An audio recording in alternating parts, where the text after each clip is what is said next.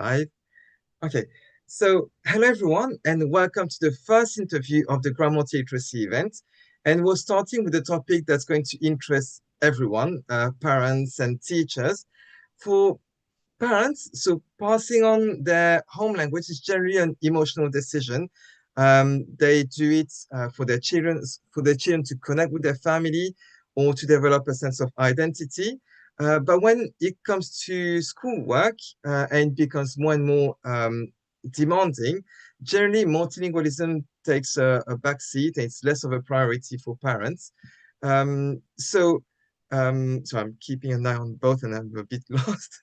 But so yeah, it becomes less of a priority and it often feels like the time and effort we put to help our children maintain their languages or develop it becomes a bit of a waste of time because it's taken away from the schoolwork. There is often this balance that we might have as parents or also as teachers, because we often hear also teachers suggest to parents that they should speak in the school language to help their children catch up more quickly with the language, etc. So there is a lot of myth around this. So that's why I'm very honored to have Dr. Roberto Filippi with us. Welcome, Dr. Filippi, and thank Thank you you very much for for having accepting me. my invitation. Thank you for having me. Yeah. So, before we start, I would like to introduce you to our audience and to talk about why uh, multilingualism can be beneficial at an academic level as well. So, you are a professor at the UCL Institute of Education in London, founder and director of the UCL Multilanguage and Cognition Lab. Your research primarily explores multilanguage acquisition and its impacts on the cognitive control, memory, and metacognitive processes. You're particularly focused on the developmental and educational implications of multilingual environments for both typically developing children and those with neurodivergent profiles. You investigate multilingualism across the lifespan and you aim to uncover potential advantages for lifelong learners. You also have multiple publications in high impact journals, and you have edited online collections on multilingualism and established valuable international collaboration in the field. So I hope I'm not forgetting anything. It's quite a lot you're doing for the multilingual community. And so it's a real pleasure to have you with us. Well, thank you for your generous introduction. No, you haven't forgotten anything, actually. It's even too much. Great. Thank you, So really. It's a pleasure to be here. thank you very much. So today we'll be talking about the impact of home languages on academic success, and especially your findings published in an article titled "The Impact of Multilingualism and Socio-Economic Status Mhm. on Academic Performances." So to start with, what led you to research the relationship between multilingualism and academic performance? Well, first of all, I have long been fascinated by how speaking more than one language shapes the mind, not only in children, but also when you learn a second language in a bit later in adulthood, like, for example, myself, or maybe also yourself, and many people in our audience did. So, when I started my research interest in this field. There was this kind of heated debate that focused on whether multilingualism was a cognitive advantage or Yeah. maybe a disadvantage. But to be honest with you, and I've done research on that side, uh, but what in my view, the most interesting question was, does multilingualism actually make a difference in the classroom? I had two young children at that time when I started, so they were all bilingual, growing bilingual. I developed this kind of interest in education rather than psychology in general. So, what happened at that time, talking to parents and to teachers, I realized that they often worry about raising their children multilingual.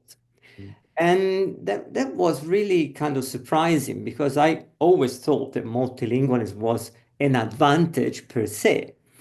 But many teachers actually discourage, and still today in 2025, many teachers discourage parents to raise their children multilingual as multilinguals. So yeah, at that point I said, let's do some kind of, research and provide scientific evidence that this might not be actually the case. Yeah.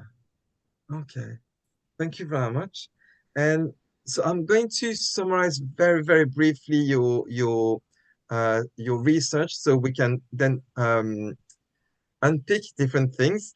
Yeah. So in your article, you compare the results students got in their SATs, so which is the exam that children in the UK take at the end of primary, and the one they got for their GCSEs, which is the exam they take when they're 16 years old.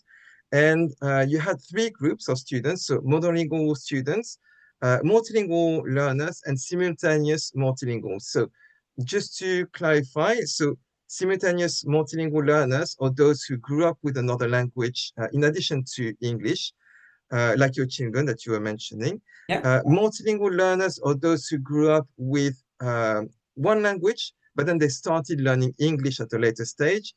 And then monolingual learners are just those who just spoke English. Yes. So before we talk about the results, could you give us some context about the study? So how were multilingual learners and simultaneous multilinguals identified in the data? Yes. Well, as you said, we analyzed the real exam data from the National Pupil Database, and at two stages of education. At SATS exam, when the pupils were 11 years old, and GCSEs, where the same pupils, obviously, they developed and they were 16 years old. We track over 3,000 pupils across 25 state schools in England. And this cohort was taken from two databases. One is called the SCAMP database. Here we could identify the linguistic experience of the pupils. The SCAMP database is a large data set collected by Imperial College, and so these are our collaborators in the study that I need to mention. And the National Pupil Database is a government database containing real exam data. So you asked me how we kind of identify the linguistic experience, which was clearly the main part of our study, one of the main parts. Well, first of all, the SCAMP database, the Imperial College database, contain the linguistic experience questions in the questionnaire to the parents and the pupils. Basically, we could identify those who spoke just English, so they were identified as English monolinguals. Then there were specific questions regarding the age of exposure of a different language. So if English was learned at the same time as another language, so from birth, these are the simultaneous bilinguals. If English was learned a bit later, so the home language was acquired first, and then for reasons like migration to England, the family came here to work in this country, and the children had to learn English at that point. Clearly, quite early in development, we are talking about 5 years old, 6 years old, but still a bit later than simultaneous multilinguals. Yeah. So these were the questions that we could find in the data set that would allow us to select, identify, and select the three linguistic groups. So simultaneous multilinguals, multilingual learners, and English monolinguals. Okay, thank Yeah. you very much. And so another question I have is, so you call them multilingual learners, but in many schools, the title they have is EAL, so English as Yes. an additional language. Is there a particular reason you went for multilingual learners instead Yeah. of keeping EAL? Yeah. I, Personally, I don't really like the term EAL. EAL is English as an additional language, right? So that what it means, what it means. I think it's a very, very broad and sometimes misleading kind of definition. So it lumps together children who may have just arrived in the UK with those who are the simultaneous multilinguals, right? So the children who are already here and they learn two languages from birth. So I felt, and my colleagues, of course, felt that it was more accurate and respectful in a way to describe them as multilingual learners. This recognizes their existing linguistic skills rather than framing them as lacking English, if, so to speak. Yeah. Okay, thank you. I'm just seeing that we have a few people that are online and following us live. So if you have any question, don't hesitate to type them in the comments. I keep an eye on my phone and my screen, so I will read your questions out if you have any. And yeah, okay. Another question sorry, I had was, so because it was secondary data, were you able to assess whether the schools involved, so the 25 schools involved, were supportive of home languages and cultures? Well, no, that was a limitation, but it's a limitation that you have when you acquire secondary data Yeah, and you do the analysis on that. So the databases did not provide detailed information about school language policies or cultural support.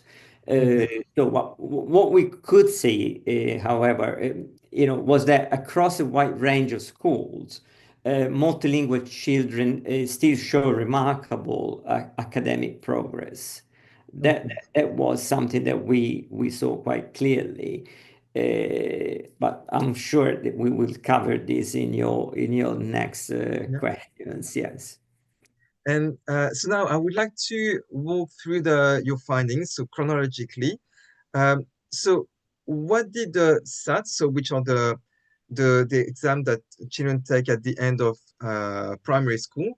So what did the SATs results show, and were there any surprise you got when you compared to what you were expecting? Yes, if you want, I can share maybe some visuals, so Yeah. I So can also illustrate the results of yeah, the SATs. And can you see my screen? yeah, we can, yeah, Okay, so the here we are just focusing on the SAT results. Just to explain what this graph is about, as you can see, there are three bars, and the three bars identify the three linguistic groups. Okay, yeah, so the multilingual learners, the simultaneous multilinguals, and the English monolinguals. What we can see from these results is that multilingual learners, they scored a bit lower in all subjects compared to the other two groups. And you asked me if that was surprise, if I was surprised. No, I wasn't surprised, obviously, because these pupils, they need to catch up with English. yeah, So their command of the language is not, perfect, and clearly this affects the academic yeah, performance, because they especially need in to English. understand, Yeah, they need to understand the questions to be able to answer them. exactly. Um, obviously, we analyzed the core three subjects. So English, maths, and science. Yeah. So this, I forgot to actually to point this out, but the three core subjects were the focus of our analysis. Okay. So the second point that is, well, this is kind of surprising, to be honest, but the simultaneous multilinguals, which is the dark blue bar in the middle, they perform as well as monolinguals. So there was no statistically significant difference between the simultaneous multilinguals and the English monolinguals. Mm. Something that actually is not statistically significant, but you can see here for maths. The simultaneous multilinguals, they slightly outperform the English monolinguals as well. So, yeah, all groups, but in particular the English monolinguals here in maths, where the simultaneous multilinguals were a bit better. So Okay. these are the SATs results. Okay. Yeah. And so at GCSE level, I guess you have a graph as well to compare both. Oh, yeah. Yeah. So this picture is completely different when we see the GCSE's results. And here we can see a shift, quite surprising, actually. Uh, First of all, the multilingual learners, after a few years, they perform at the same level as the English monolinguals. So when their English language experience, of course, flourish and they become more fluent and more proficient in the English language, they catch up with the English monolingual peers. But the striking result is that the simultaneous multilinguals, they do excel in all the three core subjects compared to the other two groups. So here we can see a real and highly statistically significant shift Yeah. of simultaneous multilinguals. So it looks like, and this is our conclusion in the scientific article that was published afterwards, that these kind of long-term academic gains are linked to early exposure to multiple language. So this could be a real benefit for academic achievement.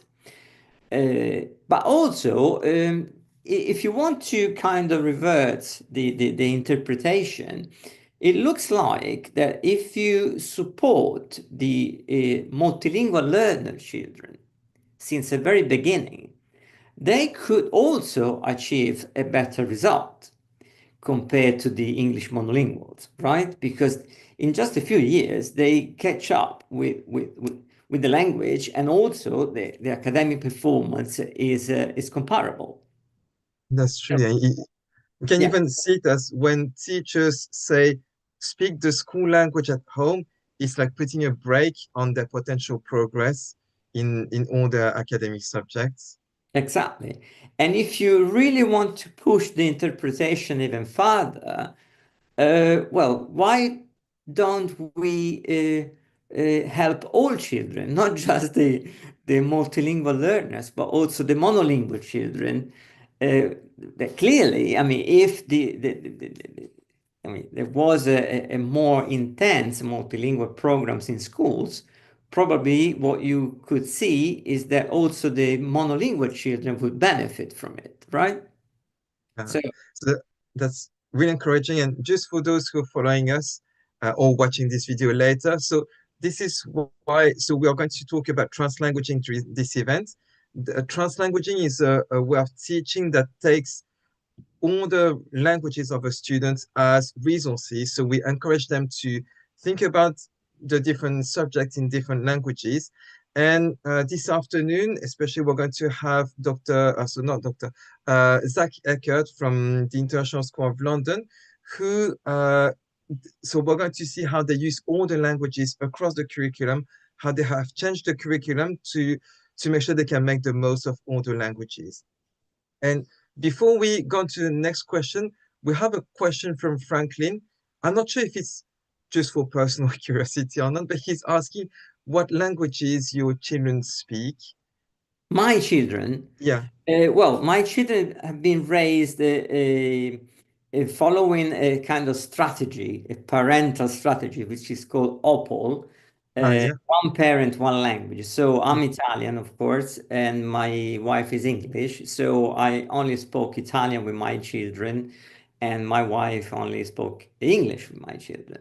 Then clearly, within the family, we mix languages all the time, but we kept quite kind of consistent kind of input, yeah. Italian and English. So they were raised, fully bilingual from birth in two Okay, languages. If I may add another piece of information, when they went to school, they found really easy to learn a third language. Uh, okay. so they can now speak fluently Spanish, which is also Ah, kind of nice. similar to Italian, of course. So there was also an advantage of similarity of language. But in terms of pronunciation, of course, it's different, and and the grammar is slightly different. But there are studies showing that if you learn two languages from birth, you also acquire some kind of metalinguistic awareness. So it could be kind of easier to learn a third or a fourth language because you already have kind of sense how languages are structured. Yeah, Yeah. okay. And maybe so before you said simultaneous multilingual children or those who grew up from birth with two languages. So, for example, with my children, what we've done, so my wife is Korean, so she passed on Korean. I spoke in French to my children. So until 3, when our eldest went to school, he didn't hear any English, just outside when he was just saying hello, thank you, etc., or that kind of thing. But um, so it's just at 3 that he started really to learn English. Would he be still a simultaneous multilingual or a multilingual learner in your study? No, If he had they are simultaneous because they learn two languages simultaneously. So okay, so it's not necessarily simultaneous with English. It's just no. English it's just one of the languages that we can speak. It's not the most important language. It's the most important language in England or in okay. countries where Interesting they to speak know. Yeah. English, of course. But simultaneous multilinguals is cross-cultural. So Okay. you Ah, can be Korean French simultaneous multilinguals, right? okay. Thank you for the clarification. Yeah. Okay. So then why that might be a bit difficult, but why do you think multilingual learners and simultaneous multilingual learners improved more than their monolingual peers in these subjects? Yeah, that's a very important question, and we are still doing research to understand fully why. My sense is that for multilingual learners, the catching up with English is very important because this clearly would affect their achievements in school, right? Yeah. So the more proficient they become, the more the better achievement they also get. For simultaneous multilinguals, I think is a slightly different story because early exposure to the language may, and I stress the word may, foster or enhance, if you want, cognitive flexibility. So if you start really early to switch between languages, to deal with different sounds, to articulate also different sounds in a native kind of way. Uh, I should have said, of course, that for people like me, it's very difficult to sound as an English speaker, of course, because I learned English very late in life. So obviously I can write. I'm proficient in English, but I don't sound as an English speaker, right? Whereas my children, when they speak Italian, they sound Italian. When they speak English, they sound English, right? And so they started very early in life to articulate, to understand the sound, to switch between languages, and this may enhance some kind of cognitive flexibility, some problem solving, which is very important in maths, especially. Um, but also, there might be some, for both, for multilingual learners and for simultaneous multilinguals, also important cultural factors. So, parental engagement, the fact that maybe parents are more involved in their children's education because they think they start from behind, so they invest a little bit more. These are all variables that we are trying to analyze in a second follow-up study. Yeah. And it's probably not just one thing, but a combination It's of a all these combination of things. several factors, but I think for the simultaneous multilinguals, these kind of, I mean, the explanation for this huge kind of better achievement at GCSE's level, it can be also explained by kind of long-term sustained uh, cognitive flexibility, attentional skills, problem-solving skills that Yeah. may help them in the long term, Okay. right? Yeah. Yeah. Thank you very much for explaining.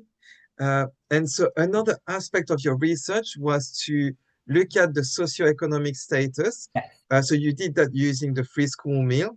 Yes. So Yeah. who got free school meals in school? So what did you find about the relationship between multilingualism and socioeconomic status and academic achievement? Okay, I have to share maybe another slide, if you allow me, which is related to the socioeconomic status. So these are the Checking. results. So as you said, we use free school meals as a proxy of Yeah, socioeconomic status. It's not perfect, but clearly identifies children from kind of underprivileged situations. And something that it was, regardless of linguistic experience, these are the general results. So, as you can see with the blue bar, these are pupils who are not on free school meals, and the green bar, the lower bar, is the achievement of children on free school meals. And as you can see, they do not perform the same. They're a yeah, bit lower in results. But when we introduce the language experience in this analysis, we saw that multilingualism may serve as a kind of buffer. So it may mitigate the negative effects of low socioeconomic status. And you see the gap here yeah, between the free school meals children in orange and the one who are not on free school meals in yellow. So the gap is much lower in multilingual learners and simultaneous multilinguals compared to English monolinguals. So it looks like, yeah, of course, there is a disadvantage in general for children on free school meals, but the disadvantage is a bit lower if you consider the linguistic experience of these children compared to English monolinguals. And this was an interesting result. Obviously, it needs again further investigation. But you see here, we may say that multilingualism can really mitigate these negative effects of low socioeconomic status, and probably this could be something good if we want to help English monolinguals as well. Mm. okay. Thank you Yeah. very much. That's really enlightening to have these images. It's really makes it really clear how much multilingualism can help in general in Yeah. life. Yeah, no, yeah, I like graphs because in one go you have the visual of what's going on in the results. I should also say clearly that everything that we say here is statistically significant. We were really happy to have 3,000 pupils in our study. It doesn't happen every day that we can actually use such a large database Yeah, of of pupils and exam results. yeah, And another thing that I should say, these results are not the fruit of our experiments. This could be maybe some controversy because it yeah, depends on the test that you use. Of course, some measures are not as sensitive as others. These are real exam data. So there is no experimental manipulation here. This is just yeah, what they achieve, yeah, right? So I'm quite proud of yeah. what we found. Yeah. It's quite comforting for us as parents who are putting so much effort into raising our children with different languages. And I'm just taking this opportunity. I see that there are quite a few more people who have joined. So hello, everyone. If you have any questions, don't hesitate to type them so I can ask them to Dr. Filippi so you can get the answer to your question. Um, okay, so it- we've seen very encouraging results. In your own words, if you had to give like a message to multilingual parents or parents raising multilingual children, what would it be? Well, this is something that I say almost every day in my job when I meet parents and teachers. My message is quite clear. I mean, keep your languages. I mean, do not try to kind of not to raise your children as bilingual or multilingual.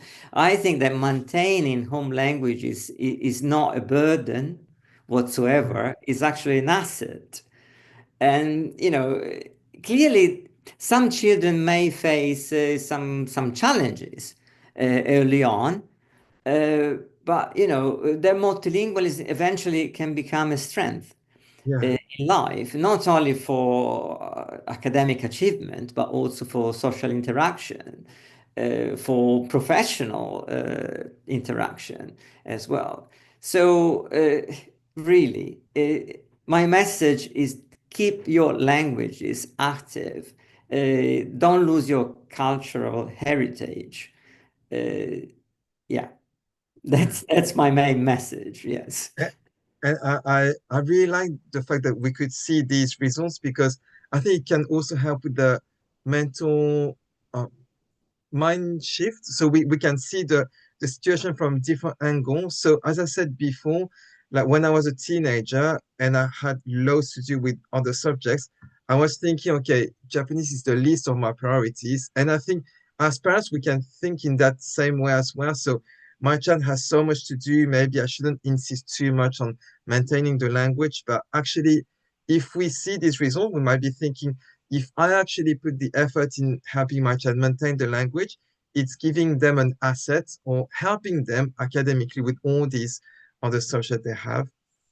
Yeah, absolutely. Uh, Look, I think that schools they are really, they must be really invest uh, on multilingualism. Unfortunately, this is not the case, not always the case, of course. But teachers should recognize that the pupil's home language is important. And you will be talking about translanguaging, right, today. And I think translanguaging can be a real methodological pedagogy for multilingual learners, especially. And there are schools in London that they apply this kind of method quite successfully, right? Yeah, So to teachers, I would say that they should completely kind of forget this deficit perspective on multilingualism and embrace actually the positive factor that multilinguals may bring. Not seen as an obstacle, Yeah. let's say. Because like, so you mentioned London because it's quite diverse, but I think it's something that can be applied to any school. Like, so I did an interview with Dr. Chris Field, so that's already on the playlist of this event. But she mentioned that even monolingual children, when there is this kind of positive approach and seeing languages as something that's positive, they become more curious about languages. So it's not just we don't just do that for monolingual children, but it's for everyone. It enriches everyone. Absolutely, I agree 100%. And we can see also from the result of my study that monolingual children are a bit lower than simultaneous multilingual. So let's raise the achievement of all pupils, not just the multilingual pupils, all of them. Yeah.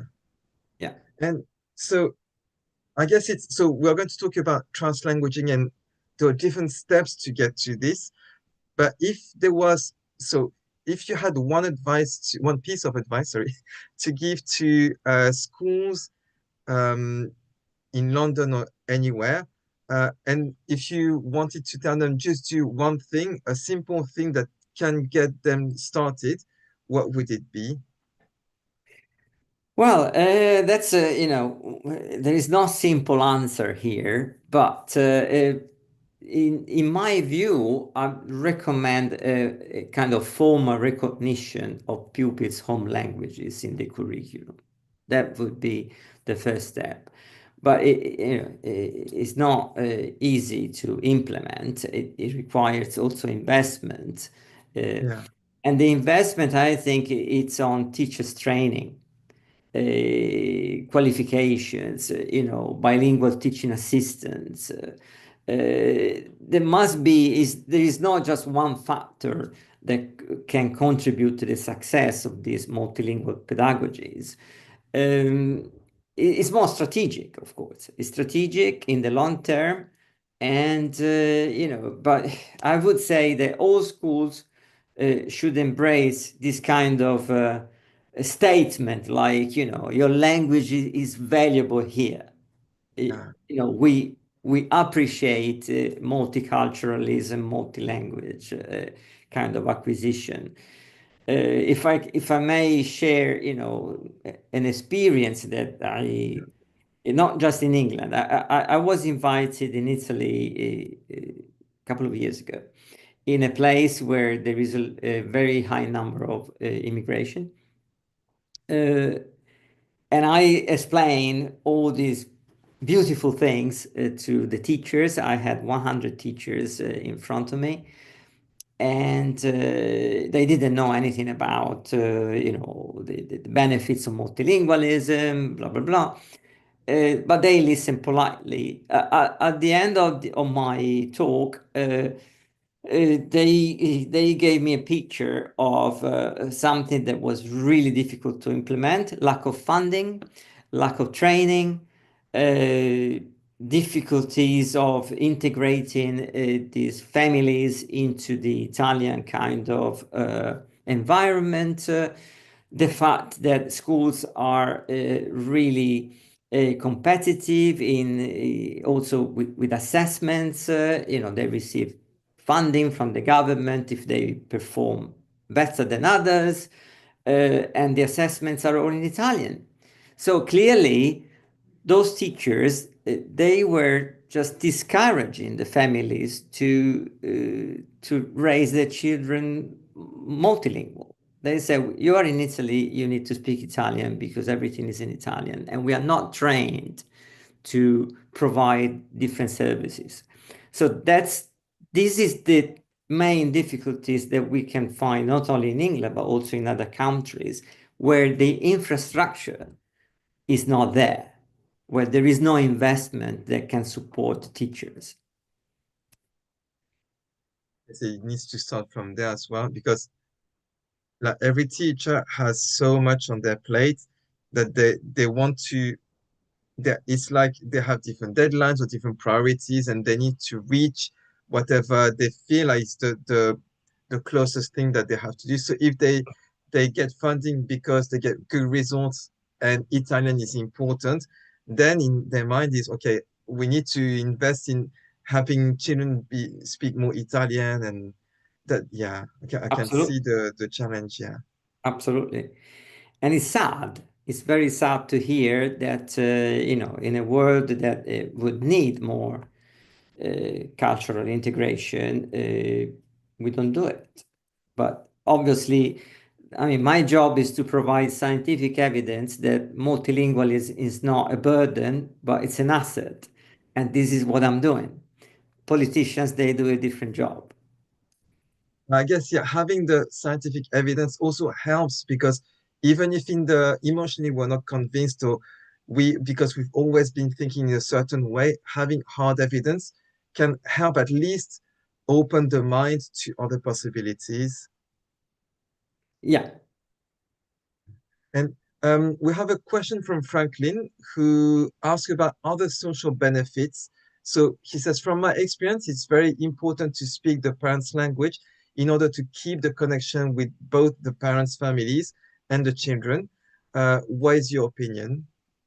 Well, I agree. In fact, one of the questions that I usually have been asked is from especially from teachers and parents who are concerned about continuing to raise their children multilinguals.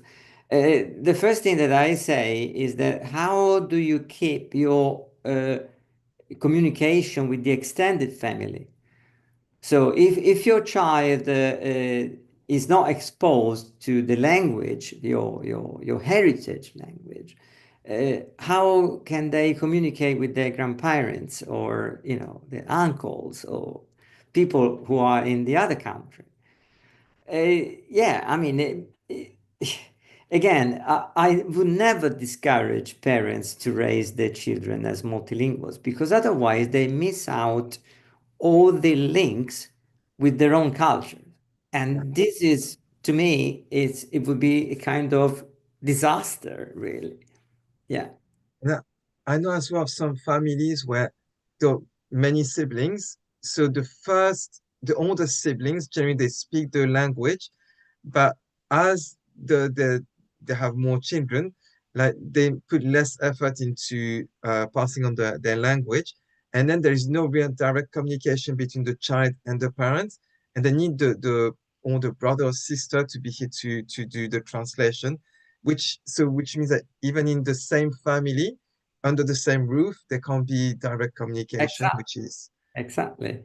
And culture is not just about language, of course. Culture is a wider kind of concept. Culture is about literature, reading books in the other language. Food is part of culture, of course. One of my child doesn't like pasta, so I think for me it's but yeah, I mean they need to be exposed also to any sort of not just language, any sort of cultural links with their own heritage. Yeah, yeah. yeah.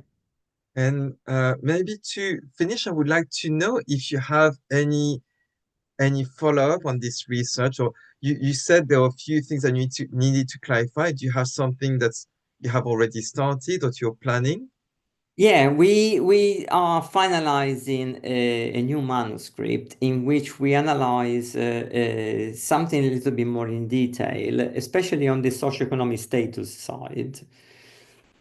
And we want to see with this data set also the developmental trajectories of all the groups. So the Okay. multilingual learners, when they kind of start achieving better results. Yeah, I hope this new manuscript will be published maybe in a couple of months. Maybe we can keep in touch and I can give you that would be great. the links, or maybe we can meet again and I will explain Yeah, the I results would of love to. Yeah. But some preliminary things that I saw are quite promising, and especially for the simultaneous multilinguals, it seems that there are some kind of cognitive benefits that would justify the better results in at GCSE's level. Yeah. The data set is based on the same pupils. So it's a real follow-up study, Um, including the same cohort, but with new data that now we have. We didn't have at that time. Now we have new data, new experiments, memory experiments, attention, this kind of thing that can be linked to academic performance. that would be interesting. So those you followed already to up to GCSE, how old are they now? Well, difficult to say. I think now for sure they are at university. Well, if they continue to study, of course, they Yeah. all did the A level. Okay. Yeah. Uh, we don't have the A level data for Mhm. the pupils. But there are other studies, not our studies, showing that multilingual pupils they outperform English monolinguals at A level. So, but these are not we didn't analyze this because we don't have the data. But there are studies showing that. So the trend seems to continue, so it Mhm. doesn't stop at GCSE's level, but continues to A level as well. It would be really interesting to know what you find, like the result of this Yeah, research follow-up. Yeah. yeah, And so just so to remind everyone, because Franklin is asking how to know more about how to get in touch with you or know about more about your research. So just to remind everyone, I put the links in the description of the video of like where you can find more details about this research. I can't remember everything, but all the links are in there under the video. yeah. And also, I mean, you can send me an email. My email is public. It's on the UCL website. Yeah. And usually, all our research and papers are open science. So you don't need to pay to read them. Our university, UCL, is paying for with the publishers. So anybody can download the article for free, and I'm very proud of it because, of course, science is for everybody, and it should be, knowledge exchange has to be our main occupation, I would say. That's great Right. to know. So it's open science. Yeah, absolutely. All my articles, I think, they can be downloaded and for free. And there is a list on my web pages, UCL. Okay. People can just click on the link and download the paper. Some papers are a bit, there are lots of numbers and statistics, and uh, but we try always to arrange these kind of events, and thank you, Yoshito, actually, to give me the opportunity to explain the data. If you read the paper, maybe it's not that immediate, right? But if we talk and we show graphs, and I mean, all these kind of results are more digestible and open to the general public. So, Well, and thank you very much. I think it was a real great first interview for this event to talk about something that's essential is understanding that multilingualism is not something that can be a break or like that can limit your child, but it's on the opposite, something that can boost your child's ability, academic abilities, but on top of all the other benefits it has. absolutely. And this is the message that we want to convey to teachers and parents. And another thing that sometimes people ask me, Yoshito, uh, uh, I had a parent the other day. She said, "Oh, my son has autism." We are a multilingual family, so we were discouraged, of course, to speak to him in different languages because there is already a condition, and we don't want to make it worse. And actually, there are I mean, there are lots of studies that they show that even when you have autism in your family, keeping a multilingual environment can actually improve the social interaction, which is clearly a problem, especially with autism, no? Social interaction, language development as well. But being immersed in a multicultural kind of environment is not actually Detriment. making it worse. Actually, it can improve. This is not my study, but there are now a few studies showing that again, parents should never be discouraged, even in the presence of developmental conditions. Mm. And ADHD is another thing, for example. Yeah. Just to jump on this, oh, I can't remember the English expression, but um, because we're talking about autism, just to remind everyone as well that tomorrow we're going to have Dr. Alexandra Perovic, who is going to talk about autism and multilingualism. Oh, So that would be great. Yeah. great, great. Thank you very much. And so for just after this session at 11:15, so in about 25 minutes, we'll be receiving Jessica Rabelo, who runs a Portuguese library in London. And we talk about the benefits of the library in the home language, so what it can bring when you have access to so many books in your home language.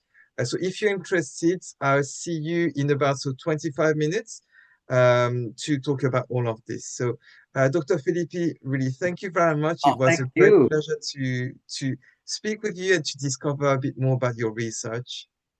Thank you very much, Yoshito, for this opportunity, and thank you all your audience for being with us today. Thank you. Thank you very much. And thank you for those of you following.